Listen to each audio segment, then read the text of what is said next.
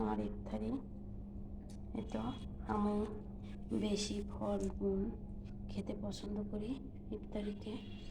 এখানে সস, এখানে তরমুজ, শসা, খেজুর, এখানে হচ্ছে গাজর আছে, সোনাবুট, এখানে পেঁয়াজু, আর এখানে ফুলকপি পাকোড়া।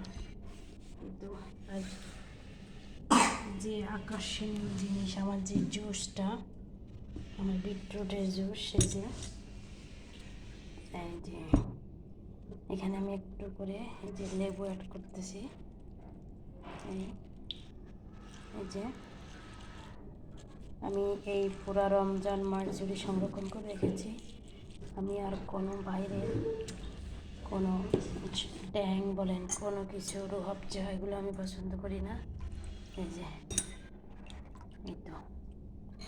এই তো আমার বাচ্চা খাবে একটা, আমি ওই আমার বাচ্চাকে চিনি দিচ্ছি, যেহেতু ছোটো বাবু, এই জন্য ওকে একটু করে চিনি দিচ্ছি। আর আমি আমারটাতে কোনো চিনি অ্যাড করবো না। এই যে আমারটা আমি শুধু একটু করে লেবু দিয়ে খেয়ে ফেলবো। কার কেমন লাগে জানি না, আমার কিন্তু অনেক ভালো লাগে। এটা একটা স্বাস্থ্যসম্মত জুস, চাইলে আপনারা বাসায় ট্রাই করে দেখতে পারেন। খাইতে কিন্তু খারাপ লাগে না, ভালোই লাগে।